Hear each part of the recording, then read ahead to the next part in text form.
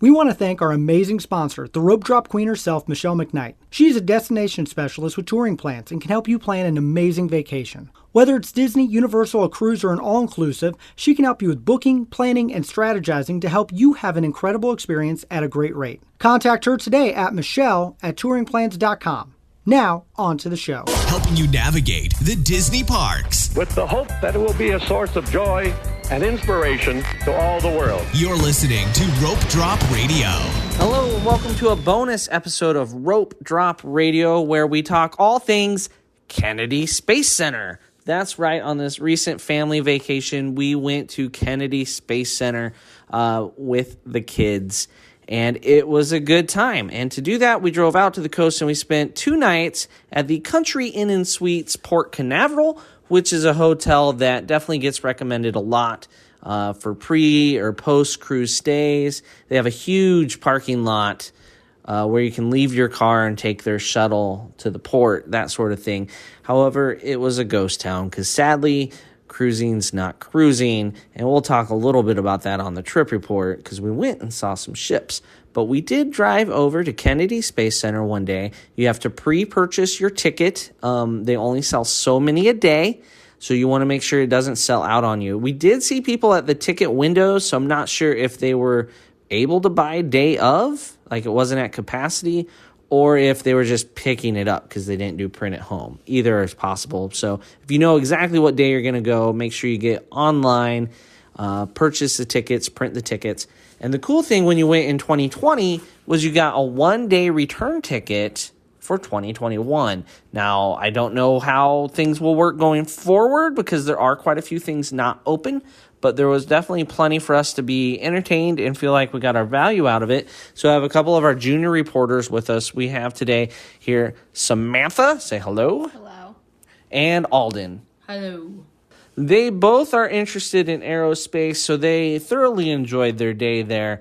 We got there about 20 minutes early. As we pulled up, what were kind of your first thoughts as you could see it from a distance? The rockets were very tall. Wow, such eloquent thoughts. There was a rocket. You could see it from very far away. It was the Atlantis. The Atlantis isn't a rocket. It's a space shuttle. Come on now. Sorry, you could see the Atlantis The boosters. The boosters are huge, right? And they're outside the Atlantis exhibit, which is way in the back, and that's kind of the first thing you see from a distance. They have a very nice entrance plaza. It's $10 to park. They have like the meatball logo out front, but they put an ornament top on it because it was the holidays to make it look like a Christmas ornament. You know, the meatball logo, the NASA logo is called the meatball. That's what the logo is called, in case you were wondering why I called it a meatball. So we got in, we rope dropped. Where did we go first, Alden? We went to the Atlantis rocket building first because that gets really busy at the end of the day. Yes, and we saw local astronaut Clayton Anderson in a picture on the winding path up, and then you kind of watch a series of little movies, and then you go in and you finally get to see the Atlantis space shuttle. And what was your first impression of it, Sam? It's huge. And it looks like it's been to space because it has a whole bunch of charring. A lot of scarring. Yes, yep. Scarring, charring, same thing. And it's a space shuttle, Alden, not a rocket. We've established rockets. We've all said this wrong already, haven't we? But that was probably the highlight, just seeing it, seeing how big it is, being up close. Now, we have seen a space shuttle out in L.A. We went to the Science Museum there and saw a different space shuttle. I believe the Endeavour is out there. When we went, it wasn't in its permanent display location, so this was a lot neater to see it displayed. And surrounding it was all kinds of different exhibits about the shuttles, the controls, all kinds of different things, and the International Space Station. What was, other than the actual shuttle itself, Alden, what was one of the neater things you saw in that exhibit? Because it's huge. It's a big chunk of your day. So there was a big space where you could go into it was the International Space Station thing and crawl into the controls where you could sit down and fly it. Yeah, the simulators. Yeah, but you could also like see how many buttons there were, and like it was to scale how much they had to deal with. Lots of buttons, switches, toggles. Sam, what was one of the just looking at the space shuttle things for you? It wasn't just the lots of buttons.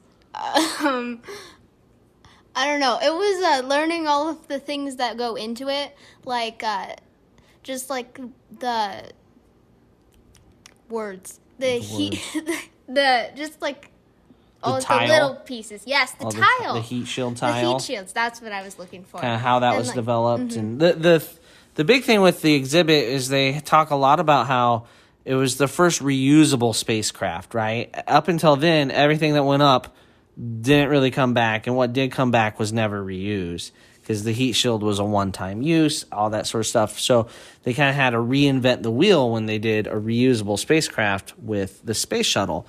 So that was one of the neat things. You guys also crawled around like an area of the International Space Station. You went down a slide. That was riveting.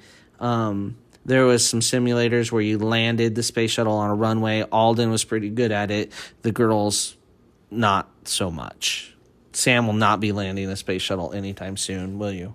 I'll get there. I can get there. Okay, sure she will. Alden, you like zeroed right in and it just landed. What can I say? I'm goated at flying a space shuttle. The goat. You heard it there, folks. So after that, we then we got some lunch. Right? There's only one restaurant open. No, we didn't get lunch. We got lunch at some point. How was the food at Kennedy Space Center?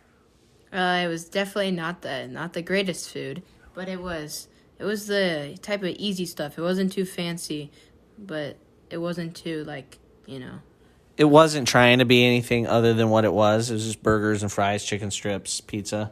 They buy it from the same place as Disney. Yeah, it wasn't bad. It wasn't amazing. It wasn't too crazy priced. It was theme park food. Their chocolate milk sucked. Oh, strong words. Okay. So she did not a fan of the chocolate milk.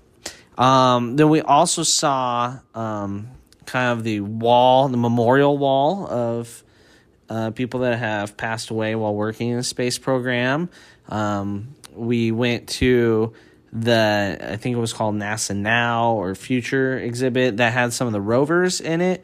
And so, like the Dragon capsule, what was the highlight in that for you, Alden? Seeing the Mars rover that they built, that the people built in the Mars rover. He likes the rover. The Insight? It's called the Insight, yeah. Yeah, he wants to go into space. It's the Insight. And you'll help send him to space just so he's off the planet with you someday? Oh, yes. Is that your goal, to get rid of your brother by sending him to space? So we also went in the Mars exhibit. Anything? We saw a live presentation in there. How was that? It basically just was a recruiting program for NASA. Yeah, that was odd. They're like, we want you. Like, does NASA have a recruiting issue? I don't think it would. But they're recruiting to a room full of people who have already chosen a career or are too young to ever remember their recruiting, so... To tourists. They're recruiting tourists. Alden, what did you think of the Mars exhibit? There was a big Mars vehicle that they would bring to Mars. Oh, like not a rover like we have now, but one that people would ride in. Like type of the one that's in Martian. Yes, like a prototype. So that was cool. It's still called a rover, though. Still called a rover because it roves.